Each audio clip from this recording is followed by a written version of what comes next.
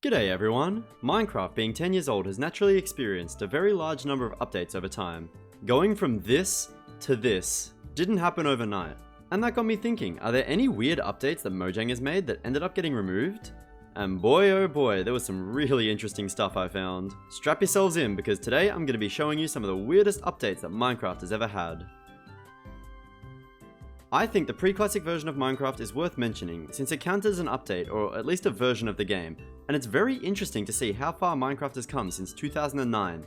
That's right, this was the first version of Minecraft that was ever playable. In fact, the pre-classic version was originally called Cave Game before being renamed to Minecraft Order of the Stone and then finally Minecraft. It was a much more simple game with only a couple of blocks including dirt, cobblestone, and wooden planks to build with, a 256 block wide blank world, and not much else. It does, however, have a couple of funny features. You can teleport to a random part of the map by pressing R, you can plant saplings on stone, and my personal favourite, you can summon an army of Steves by spamming the G key. Imagine if this feature was still in Minecraft today. Whenever you're feeling lonely in a single player world, you can just press one button and all of your crippling loneliness is gone out the window. It can actually still be played with the current Java launcher, and you can see what a bare bones experience the game once was.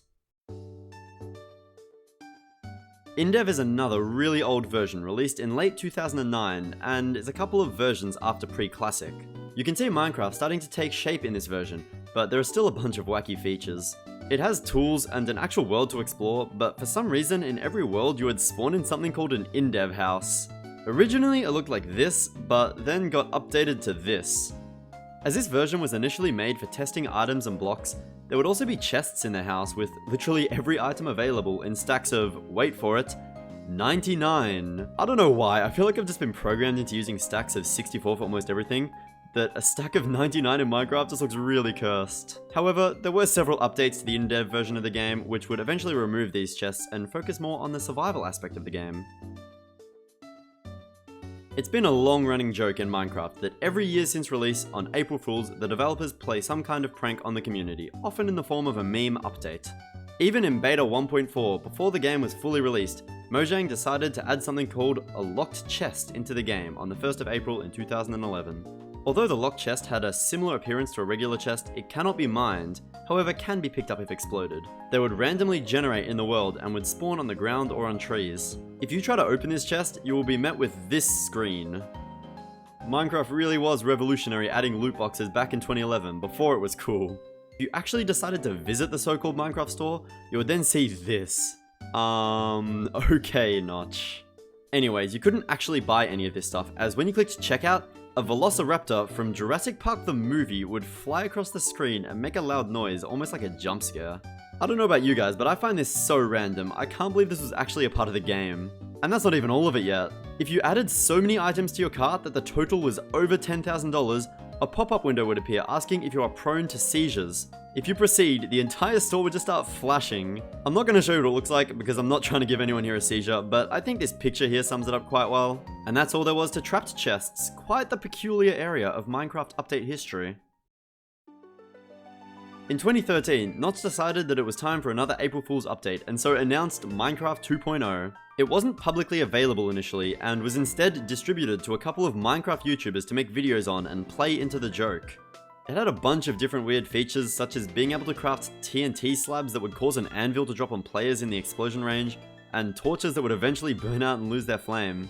However, the most notable feature, and my favourite feature, was the introduction of the pink wither. To spawn this utter abomination, you need to place a pink wool and a flower pot with a rose on top.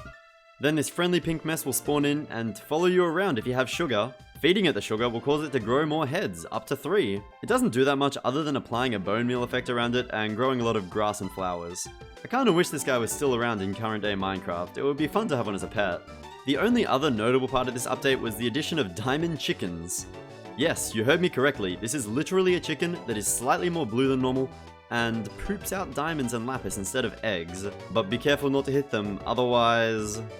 Oh, and also the Ender Dragon is invincible because screw you. If you are enjoying this video so far, please make sure you subscribe to the channel. I spent a bunch of time making this video, so if you could just take 1 second out of your day to subscribe, and maybe leave a like and comment too, that would make my day. Anyways, on with the video. In 2015, Mojang would strike again with another meme April Fool's update called the Love and Hugs update. All swords were replaced with hearts, I guess? More like a stick with a heart on the end of it. For some reason, they decided to add the obsidian boat to the game. Some of you might be asking, wait, wouldn't obsidian just sink? And the answer is, yes, it does. It just sinks to the bottom of the ocean and just rests there. You can't even ride it on lava, it just sinks there too, so it's really quite useless. There were a few other small changes, such as end crystals doing a heart explosion and dungeons being remodeled to look like a house. But most importantly, this update featured the return of the Pink Wither. He's back. There were some changes to him in this version, however. It is spawned in the same way as a regular Wither, with soul sand and wither skulls, and actually shoots skulls this time. However, in true Pink Wither fashion, the skulls do no damage, and instead apply a bone meal effect wherever they land, growing grass and flowers. This thing doesn't even drop a nether star, so I would hate to know how many wither skulls were lost by unsuspecting players in their worlds. It would only take one more year for Mojang to release the next April Fool's update, known as the Trendy update. I think this might have been that awkward time when Minecraft was kind of dying because I had never heard of this one before researching. There were only some small changes in this version, being the addition of a few items. There is a USB charger block that functions the same as a redstone block, an ankle monitor that cannot be taken off in survival and applies slowness to the wearer, and a smartwatch which shows you the time of the day. The USB block and the ankle monitor are kind of dumb, but the smartwatch is actually kind of useful and cool. I would love to see more recipes for copper and amethyst in the future, so maybe Mojang can consider adding something like this. They also added clout goggles, reality vision goggles. When you equip them, it shows a 3D minimap, and if you look at a Simon wearing them, it will look like this. Yeah, I'm really not sure if this is cringy or kinda cool, so let's just move on to the final update we'll be talking about today, the Infinity update. In 2020 on, you guessed it, April Fools, Mojang announced the quote-unquote final update. In this update, there are infinite dimensions that can be accessed by throwing a written book into a nether portal. The dimension will change depending on the text. Most of the time, it will be a completely random dimension, such as this. This is the PMDkat dimension, my own dimension. Whilst you can put in literally anything and it will generate a new dimension, there are a couple of Easter egg ones that I want to show you guys. Brand has a whole bunch of creeper heads made out of every material. Content will give you a skyblock world, complete with a chest and everything you need for skyblock. Credits, to no one's surprise, has the same credits that are shown when you beat the game. And lastly, isolation. Well, let's just say that I can see where Bob is coming from. Some peace and quiet does sound very nice. So the idea behind this April Fool's update is that there are an unlimited amount of dimensions and therefore unlimited content, so there's no need for another update. Which was of course, just like all the other April Fool's updates, a joke. So that was some of the weirdest Minecraft updates to have ever been in the game. I look forward to seeing where Minecraft will go in the future, and for the inevitable third coming of the Pink Wither. If you found this video interesting or learned something new, please consider subscribing to the channel. This is my first video of this style, but I found it a bunch of fun to make, so subscribing, liking, and commenting will let me know that you guys want to see more similar videos in the future. I hope you have a wonderful day, and I'll see you in the next one. Bye!